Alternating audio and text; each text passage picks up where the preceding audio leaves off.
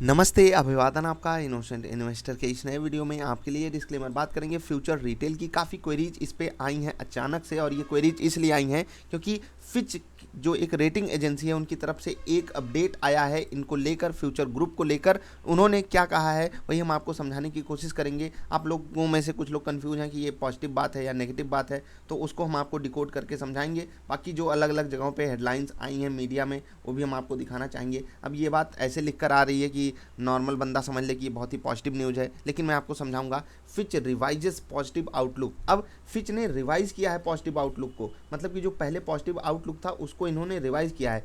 क्या रिवाइज किया है उसको हम चलेंगे देखेंगे। जो डॉक्यूमेंट है फ्यूचर रिटेल लिमिटेड के ऊपर इन्होंने रिवीजन किया है। क्या किया है उसको हम देखते हैं।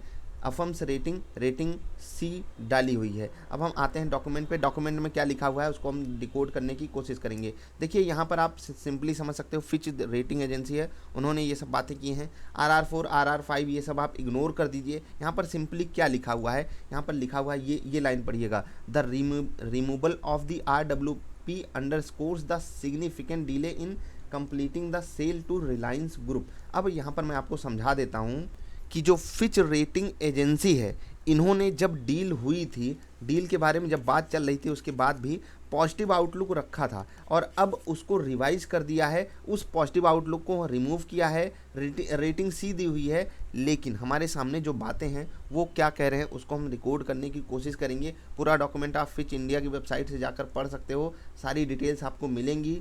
फिच की वेबसाइट पर आप जाकर पढ़ोगे, और ये जो डॉक्यूमेंट है ये आप BSE इंडिया NSE इंडिया की वेबसाइट पर जाकर पढ़ सकते हो। अब मैं जो इंपॉर्टेंट बातें हैं उसको समझाऊंगा, उससे पहले थोड़ा सा चार्ट में आपको कुछ दिखाना चाहूँगा। अगर आप लॉन्ग रन में देखोगे फ्यूचर ग्रुप के स्टॉक्स को, तो लगातार उनमें गिरावट आई है। और ये गिरावट क्यों आई है ये हम सब जानते हैं, क्योंकि बाजार कभी भी क्लैरिटी अगर नहीं है उसको पसंद नहीं करना चाहती। मतलब अनसर्टेनिटी बाजार को बिल्कुल नहीं पसंद है। और जब आपको याद हो, पहली बार जब कोविड के केसेस आना चालू हुए थे और जब ग्लोबल मार्केट्स में गिरावट आई थी, तो वो बिल्कुल इसी बेस पे थी। लोगों के पास क्लैरिटी थी नहीं, इसीलिए इतनी भयंकर गिरावट आई। और अभी देखिए इतने ज़्यादा कोविड केसेस हैं, हमारी बाजार गिरने को तैयार नहीं है। क्यों? क्योंकि हमारे सामने क्लैरिटी है कि ज़्यादा से ज़्यादा क्या होगा। हम बुरे से बुरा अगर समझते हैं तो हम उसके बिहाफ पे एक्शन ले सकते हैं, और वही चीज़ हुई फ्यूचर ग्रुप के साथ।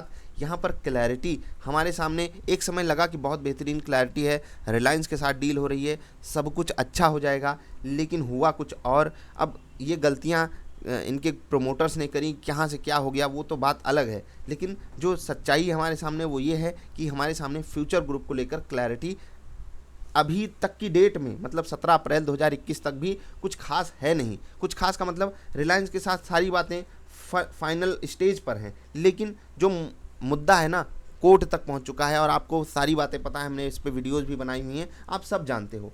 इस बीच हमको क्या करना चाहिए, क्या डिसीजन लेना चाहिए? देखो, मैं अक्सर आप लोगों से यही बात कहता हूँ कि अगर आप, मैं जनरली होल्ड करने के पक्ष में हमेशा होता नहीं हूँ, लेकिन यहाँ पर जो अनसर्टेनिटी है, डाउन साइड रिस्क आपके लिए कम है, अपसाइड जो पोटेंशियल है उसके मुकाबले। अब ये मैं क्यों बात कर रहा हूँ, देखो हमेशा रिस्क रिवार्ड रेशियो देखा जाता है। अगर सब कुछ ठीक ठाक हो जाता है फ्यूचर ग्रुप स्टॉक्स के साथ, तो आपको यहाँ से दुगना, 2.5 गुना, 3 गुना तक का बेहतरीन रिटर्न देखने को मिल सकता है। लेकिन अगर नॉर्मल कंडीशन चलती रहती है तो गिरावट, मतलब आप समझ रहे हो ना मैं क्या कहना चाहता हूँ, कि रिस्क रिवार्ड रेशियो, अब यहाँ पर मैं किसी को बाइंग के लिए रिकमेंड नहीं कर रहा हूँ, लेकिन जो भी लोग ऊपर से होल्ड करते हुए यहाँ तक आए हो, उनको मैं यहाँ पर सेलिंग के लिए भी रिकमेंड नहीं कर सकता। मतलब आपको एग्जिट मैं यहाँ पर नहीं कराना चाहता। यही चीज़ मैं आपसे कई दिनों से लगातार बोल रहा हूँ कि अपसाइड पोटेंशियल हमारे सामने एक बड़े लेवल पे आ सकता है, केवल इसलिए कि हमारे सामने क्लैरिटी आ जाएगी और चीज़ें अंडर कंट्रोल हो जाएंगी।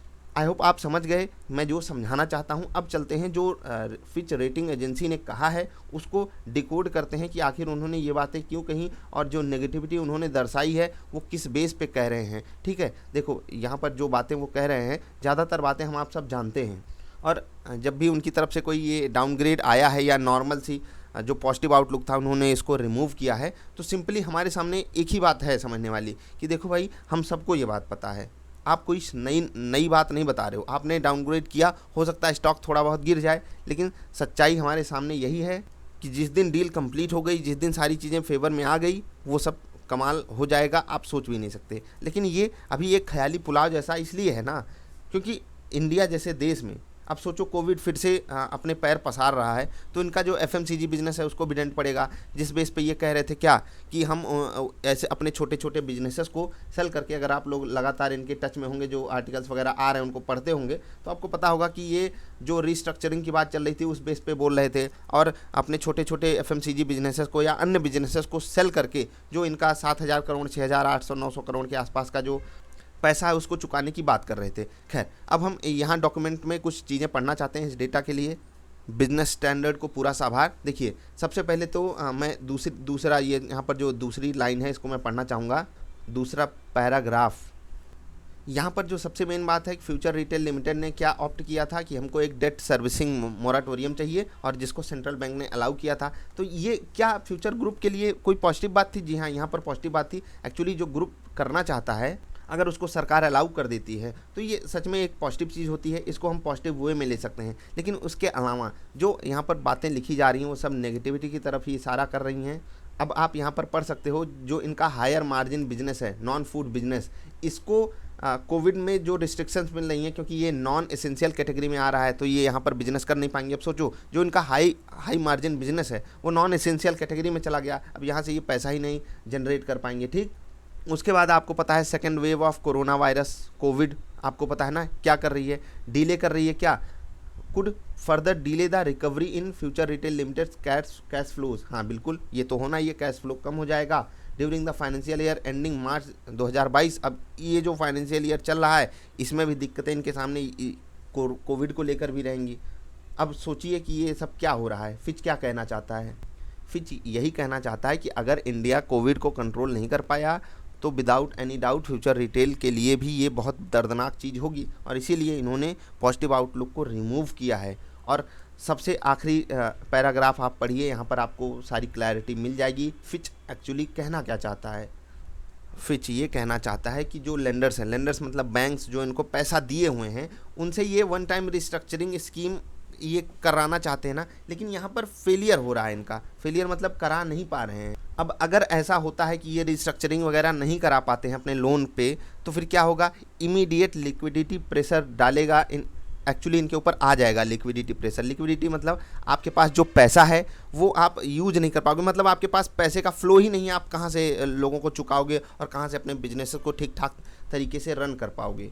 तो ओवरऑल जो हमने यहाँ पर डेटा देखा, ये हमसे क्या कहना चाहता है? पॉजिटिविटी बस वो नाम मात्र की है, नेगेटिविटी हमारे सामने वही है।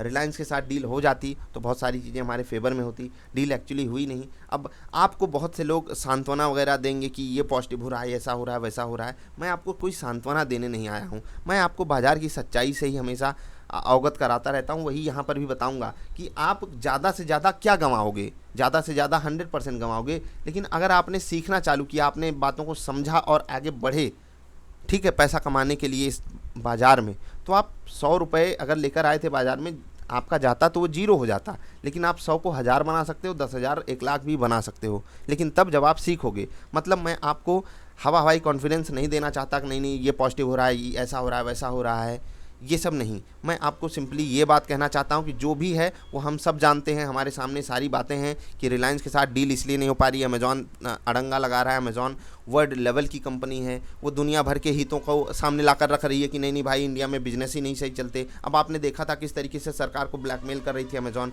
अब ये उनकी तरफ से भी एक मतलब पॉजिटिविटी वाला सिग्नल है कि उनके शेयर होल्डर्स ये चाहते हैं। रिलायंस के शेयर होल्डर्स तो अभी स्टेबिलिटी मूड में ही है कि उनको कुछ फ़र्क ही नहीं पड़ता है, ठीक। लेकिन फ्यूचर ग्रुप के शेयर होल्डर्स का जो नंबर है वो सबसे आखिरी में आएगा, क्योंकि वो खुद कंपनी के मालिक हैं, और जब कंपनी कोई गड़बड़ी करती है तो उनका नंबर सबसे आखिरी में आना ही है, ऑफकोर्स सी बात है। कुल मिलाकर बात कहाँ जा रही है? कुल मिलाकर बात अभी भी वहीं पर है जहाँ पहले थी।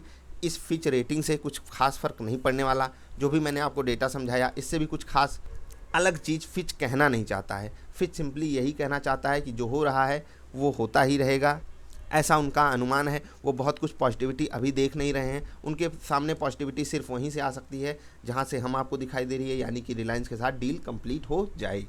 आई होप आपको मैंने क्लियर कर दिया कि जो फिच की तरफ से आउटलुक था इनका, उसको रिमूव किया गया है, ना कि कुछ वहाँ पर बहुत पॉजिटिव चीज़ फिच कह रही है।